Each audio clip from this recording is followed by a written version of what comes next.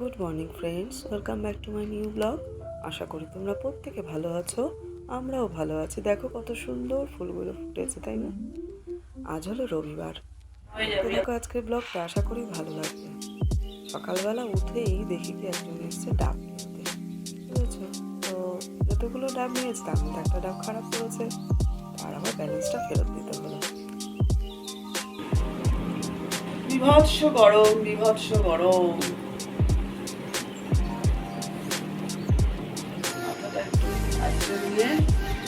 Breakfast ready করতে যাবো।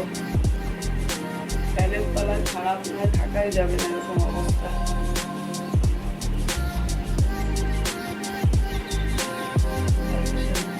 করা হয়নি, শেষ হয়ে গেছে, আর আজকে আবার করতে হবে। গরমে শ্যাম্পু করলেও গরম লাগে, ছেড়ে রাখা যায় না, কিছু না ভিজে চুল।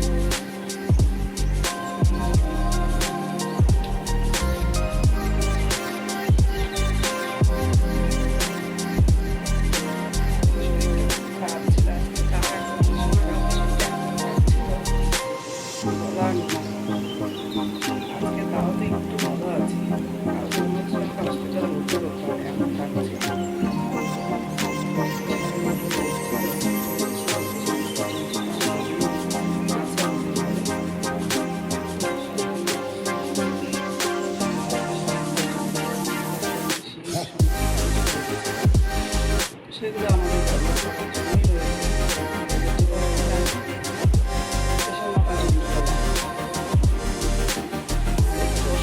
মাপার একটা ম্যানিয়াও হয়ে গেছে সবার। এই মাপ মাপ মাপো তো তোমাদের দাদা ভাই, এই মাপ আমার দাদা এসেছিল। সাথে সাথে কী করলাম দেখুন, জল তোমার পর তিনবার খাওয়া হলো, তারপরে দেখুন ঠিক না কোথায় যাবো বলো? ঠিক তো করতেই হবে, তার সাথে মনের জোরও দরকার আছে। তার মধ্যে শুয়ে পড়লে বাঁচলে, শুয়ে থাকলে কী করবে বলো? আমাদের পক্ষে কেউ দিতে পারবে বলো? কেউ পারবে না আমাদের পক্ষে। চলো এবার এখন আর যাই, অনেক গল্প হলো। দেখো কালকে তো এত শরীর খারাপ, তার মধ্যেও আমি এই ড্রামটা ধুয়েছি কালকে, যেহেতু চাল বাড়ন্ত হয়েছে, ফাঁকা পেয়েছি, ওই জন্য এটাকে আমি ধুয়ে নিয়েছি। আর এইটাকে একদিন ধুতে হবে। এদিকে দেখো চাল ভিজিয়ে রেখেছি, তোমরা তো জানোই আমি চালটা ভিজিয়ে রাখি। চলো আটার কৌটো নামাতে গেলে আমাকে এইগুলো আগে গুছিয়ে ঢোকাতে হবে, বুঝতে পেরেছো?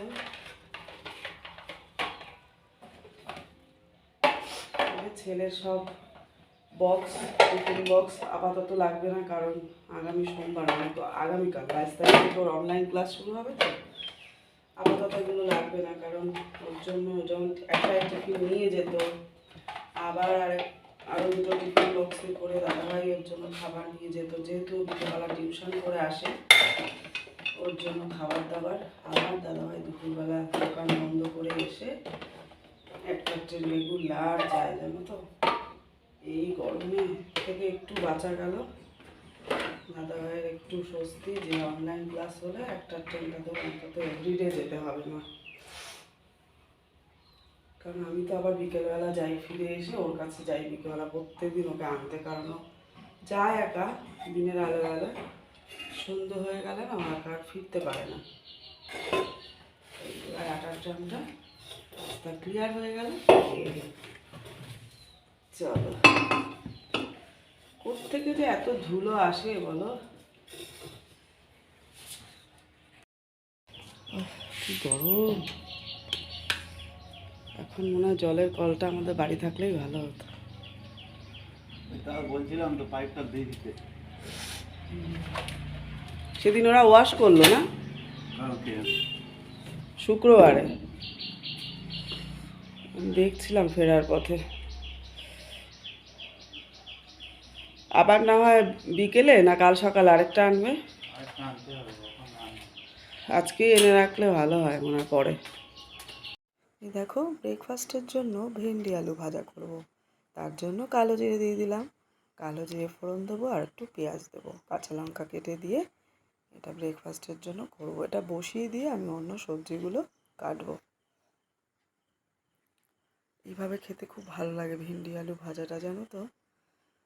অনেক রকমভাবেই খাওয়া যায়, ভেন্ডি কুচিও ভাজা খেতে ভালো লাগে, আর এইভাবে খেতেও কিন্তু ভালো লাগে। এর মধ্যে আমি একটু ম্যাগি মশলা দেবো। ম্যাগি মশলা তো সব খাওয়া হয় না, থেকে যায়, আবার আলাদা করেও আনা হয়। ম্যাগি মশলাটা দিলে একটু টেস্ট হয় বেশি, জানো তো। আর এই ভেন্ডিটা দিয়ে কড়াইতে আগে একটু নুন দিয়ে ভাজা করে নেবো, জানো তো, মানে একটু নাড়াচাড়া করে নেব। তাতে কি হয়, ল্যালে ভাবটা কমে যায়, বুঝেছো। এটা আমি শাশুড়ি মায়ের কাছ থেকে শিখেছি। ভেন্ডি কড়াইতে দিয়ে তেলের উপরে একটু নুন দিয়ে আগে একটু নাড়াচাড়া করে নিতে হয়, তাহলে ল্যালে ভাবটা থাকে না। তারপরে আলুটা দিয়ে দেবো। এই যে এবার আমি আলুটা দিয়ে দিচ্ছি। এইবারে নুন আরেকটু দেবো, হলুদ দেবো, আর কি দেবো বললাম না, ম্যাগি মশলা দেবো। দারুণ লাগে খেতে, জানো তো। তোমরা ওইভাবে খেয়ে দেখো, কেমন লাগে অবশ্যই জানিও। সেদিন আমার ভিডিওতে একটু অন্য গল্প করি, শ্যামলী দিদিভাইও কমেন্ট করেছো। তোমাকে অনেক অনেক ধন্যবাদ দিদিভাই। তুমি কোথা থেকে দেখছো, তুমি কেমন আছো, আমাকে অবশ্যই জানিও তোমার কেমন লাগে। প্রত্যেক দিন আমার ভিডিও দেখো, আমার খুব ভালো লাগবে। আর একটা করে কমেন্ট করো, কেমন। তোমাদের এই কমেন্ট আর লাইক খুব মনের জোর বাড়িয়ে দেয়। চলো, এই প্রচণ্ড গরমে সকাল 7টা থেকে কীভাবে স্টেপ বাই স্টেপ সমস্ত কাজগুলো গুছিয়ে করি আমি, সেটাই তোমাদের সাথে আজ শেয়ার করব। এদিকে রান্না বান্নার জন্য সমস্ত কিছু রেডি করে নিচ্ছি আগে, কারণ বেশি তো বাজেনি ঘড়িতে এখনও, তাই আগে দুপুরে রান্নার কিছুটা এগিয়ে নিচ্ছি, তারপরে ব্রেকফাস্ট রেডি করব। এদিকে মসুর ডালটা আমি অনেকবার করে ধুয়ে নিই, জানো তো, তা না হলে তো সাদা সাদা ফেনা কাটে, ফেনাটা নাকি খেতে নেই। ওই জন্য যতবারই ধুই না কেন পরেও আবার ফেনা কাটাতেই হয়। তো যাই হোক, চলো এইভাবে কাজগুলো পরপর করি। যারা আমার ভিডিও দেখছো, লাইক কমেন্ট করছো, তাদেরকে অনেক ধন্যবাদ। যারা এখনও করোনি, দেখছো, তারা কিন্তু অবশ্যই একটা করে লাইক দিও আর কমেন্ট করো। সোমা দিদি ভাই, তুমি আমার গতকালকের ভিডিও দেখেও বলেছো খুব সুন্দর হয়েছে, বিউটিফুল। তো তোমার এই কমেন্টটা পড়ে আমার খুব ভালো লাগলো। আর আরেক দিদিভাই আছে, তার সাথে আমার খুব রিলেশন, একদম মানে অল্প কয়েকদিনে এত ভালো হয়ে গেছে। সেই দিদিভাই, তোমাকেও অনেক ধন্যবাদ। তুমি আমার ভিডিওতে সে কমেন্ট করেছো, তোমাকে অনেক অনেক ভালোবাসা জানাই। এমনি করে প্রত্যেক দিন আমার ভিডিওতে এসো আর কমেন্ট করো, কেমন। আমার খুব ভালো লাগবে তোমাদের এই কমেন্ট। ব্রেকফাস্ট তো রেডি হয়ে গেছে। এই দেখো আমার গাছের কুমড়ো, লাস্ট কুমড়ো শাক। কুমড়ো তো হয় না, চেন্নাই কুমড়ো বাজার থেকে কিনে আনা, সেই কি আর এখানে কুমড়ো হয়, শাকটা হয় এই অনেক খেতে দারুণ লাগে, কোনো সার ফার ছাড়াই। যাই হোক, আলু দিয়ে বড়ি দিয়ে করবো এটা। আর এদিকে উচ্ছে কুমড়ো ভাজা করবো। ডালটা তো ধুয়ে নিলাম, আরও দুবার ধুতে হবে, কারণ প্রচণ্ড ফেনা হয় জানোই তোমরা। আর এই ডালটা কালকের করা, একটু হয়ে গেছিলো বলে, বেশি না, ফ্রিজেই ছিল, সামান্য একটু কেমন যেন লাগছিল, তো একটা শুকিয়ে নিলাম। আমার জায়ের কাছে শিখেছি শুকিয়ে ডাল খেতে বেশ ভালোই লাগে, ওই জন্য ফেলে দেবো বলো, এত দামি জিনিস, শুকিয়ে খেতে অন্যরকম টেস্ট, ওই জন্য করে নিলাম। চলো সাথে থাকো। তো খেজুর ভিজিয়ে রাখলাম, খেজুর দুটো আমি পরে খেয়ে নেব, মনেই থাকে না জানো তো। চলো, রুটি তো করা হয়ে গেছে, এবার আমি পরোটা করব। বিশেষ করে তোমাদের সাথে শেয়ার করব কি করে চৌকো পরোটা করতে হয়। দেখো, প্রথমে গোল করে বেলে নিলাম, তারপরে দুপাশ থেকে ভাঁজ দিয়ে তারপরে ফোল্ডটা কীভাবে দিলাম দেখে নিলে। তোমরা ট্রাই করতে পারো এইভাবে। সবসময় তিনকোনা পরোটা না খেয়ে চারকোনা পরোটাও কিন্তু খেতে ভালো লাগে। এইভাবে তোমরাও করে দেখো, বা তোমরা কেমন করে করো আমাকে অবশ্যই কমেন্ট করে জানিও। আমি আমার শাশুড়ি মায়ের কাছ থেকে শিখেছি, সমস্ত কিছুই ওনার কাছ থেকেই শেখা। তোমাদের শুনতে কেমন লাগে জানি না, আমার বলতে খুব ভালো লাগে, তাই তোমাদের আমি বলি। তো চলো, চারকোনা পরোটা কিন্তু খেতেও ভালো লাগে, দেখতেও ভালো লাগে, তাই না বলো। এই দেখো, এবার পরোটা করবো। এই দেখো চৌকো, চলো জলগুলো পুরো ফেলি, বোতল সব ফাঁকা হয়ে গেছে। গতকাল দুপুরবেলা দাদাভাই ওই ওষুধ নামা ঘাস এনে স্প্রে করে দিচ্ছিল, প্রচুর ঘাস হয়েছে, আর লোক পাওয়া যায় না ঘরে, 4-5টা অন্তত ক্লিন না থাকলে হয় বলো। এই গরমকাল ভীষণ, বিশেষ করে সাপের উৎপাত খুব বাড়বে, সে জানো না, একবার কি 3-4 বার আমাদের বারান্দায় এখান থেকে একটা দরজা আছে, গ্রিল টপকে ঢুকে গেছে।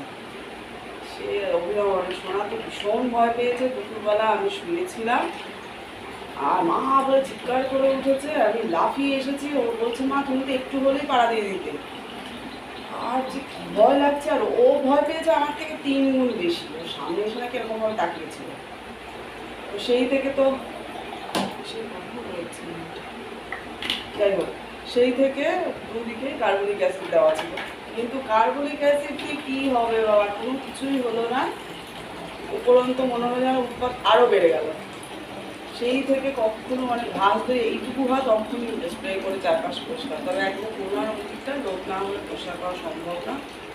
বড় বড় হয়ে গেছে। একটু বর্ষার জল পেলেও 25 দিন আগে যে বর্ষা হলো, বর্ষার জল পেলেই তো ঘাস দরদর করে বড় হয়ে যায়।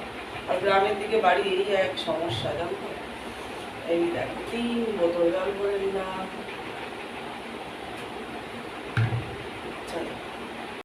দেখো এগুলো একজন পরিচিত আমাকে তারকেশ্বরে গেছিলো, সে দিয়েছিল।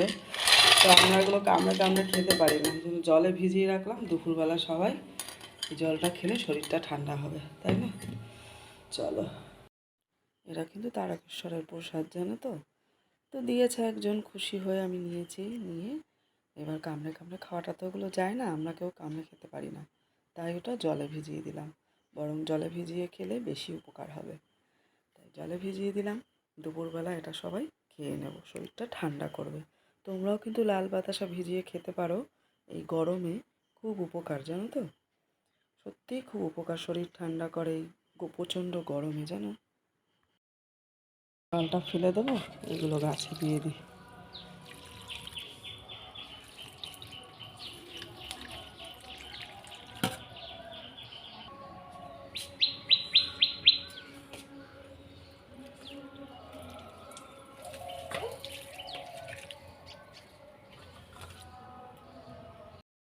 এইভাবে শাক খেলে না দারুণ লাগে, জানো তো। কুমড়ো শাক তো। এই দেখো কী কী দিয়েছি, বড়ি দিয়েছি, একটু মসুর ডাল দিয়েছি, আলুও দিয়েছি, রাঁধুনি আর রসুন ফোড়ন দিয়ে কাঁচা লঙ্কা দিয়ে বসিয়ে দিয়েছি। এটা তো আমরা 3 জনে কারাকারি খাই, জানো। এত ভালো লাগে খেতে, আর গরমকালে বিশেষ করে বেশি ভালো লাগে, বুঝেছে। চলো করে নিই। এদিকে ভাত বসিয়ে দিয়েছি, এদিকে আমার ডাল সেদ্ধ হয়ে গেছে, উচ্ছে আলু কুমড়ো ভাজা হয়ে গেছে। তারপরে তোমার ভিন্ডি আলু ভাজাটা তো সকালবেলা বেশি করেই করেছি, ওটাও রয়েছে। একটু পাঁপড় না হয় ডিম ভাজা করে নেবো, হয়ে যাবে দুপুরে খাওয়া দাওয়া। চলো সাথে থাকো। এই বক্সটা করা হয়েছে বিশেষ করে জুতো রাখার জন্য, বেশ সুন্দর হয়েছে দেখো। এবার এটাকে দাদাভাই বলেছে রং টং করে দেবে, প্রাইমার লাগিয়ে রং টং করে দেবে, এটা মানে লাস্টিং করবে বেশি দিন। তাহলে বেশ সুন্দর বানিয়েছে। বিক্রি করলাম, তোমরা তো দেখলে। আর এই 3টে রেখেছি 3 জনের জন্য, দাদাভাই আসুক, ওনাকে দিয়ে এইভাবে কাটিয়ে রেখেছি। না আমরা তো এরকমভাবে কাটতে পারবো না। রান্না কমপ্লিট, বেসিনে শুধু রয়েছে 2টো বাসন, সব ধোয়া হয়ে গেছে, এটা পরে করব।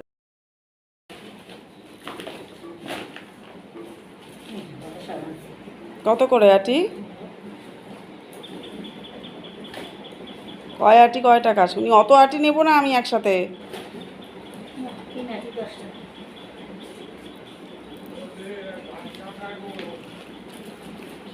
ও হ্যাঁ, নাট খোলায়।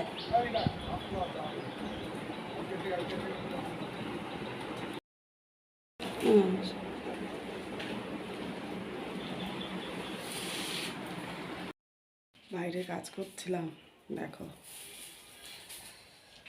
বাইরে একটু ঝাড়পোছ করা বাকি, আর সামনে ওখানটায় ঢালাই হবে, বুঝতে পেরেছো, দেখতেই পারবে।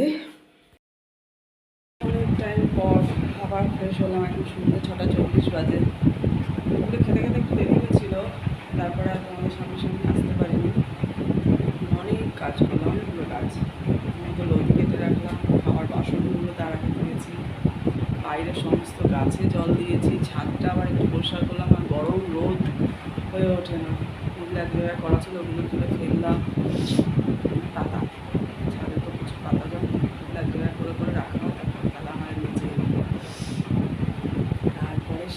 গাছগুলোকে জল দিলাম, ড্রেস একেবারে ফ্রেশ হয়ে চেঞ্জ করে চা খাবো। প্রচণ্ড গরম, এই সময় একটু না কাজ করতে পারা যায়, বাইরে তো জ্যোৎস্না পরিষ্কার, অসুবিধা হয় না, লাইট জ্বালালে আরও পরিষ্কার।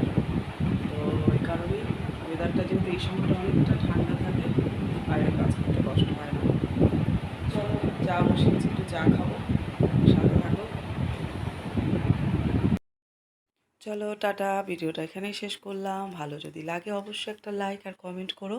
দেখা হচ্ছে নতুন একটা ভিডিওর সাথে। ততক্ষণ সবাই সুস্থ থেকো, ভালো থেকো, সাবধানে থেকো এই প্রচণ্ড গরমে, তাই না? সবাইকে টাটা, সবাই ভালো থেকো।